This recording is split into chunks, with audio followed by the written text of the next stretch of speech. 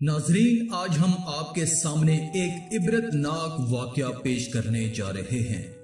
انسان نافرمانی کی وجہ سے گدھا بن گیا۔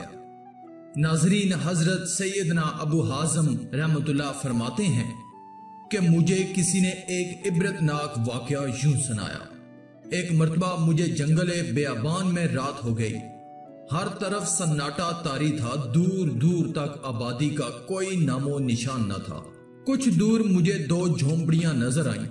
میں نے پاس پہنچ کر بلند آواز سے سلام کیا۔ جھونپڑی سے ایک نوجوان اور ایک بڑھیا عورت باہر آئی۔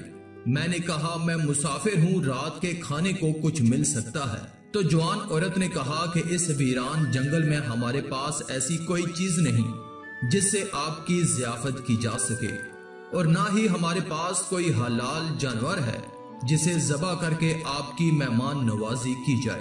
میں نے کہا پھر تم دونوں کس طرح اس ویران جنگل میں گزر بسر کرتی ہو؟ اس نے کہا اللہ کی اطاعت اور اس کے نیک بندوں اور مسافروں کے سہارے ہماری زندگی کے دن گزر رہے ہیں۔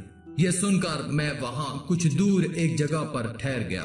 جب آدھی رات گزر گئی تو ایک سمت سے گدھے کی چیخنے کی آوازیں آنے لگیں۔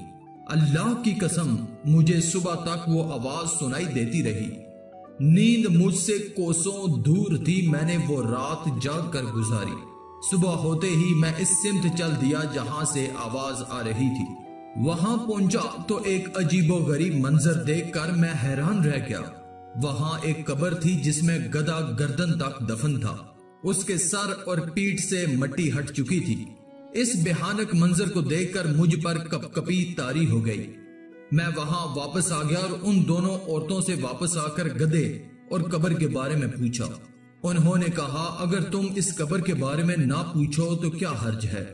میں نے کہا میں اس بھیانک منظر کے بارے میں معلومات دریافت کرنا چاہتا ہوں، برائے کرم مجھے اس صورتحال سے آگاہ کریں۔ عورت نے کہا اچھا اگر تم سننا ہی چاہتے ہو تو سنو، اللہ کی قسم وہ گدھا جو تم نے قبر میں دفن دیکھا وہ میرا شوہر اور اس بڑھیا کا بیٹا ہے۔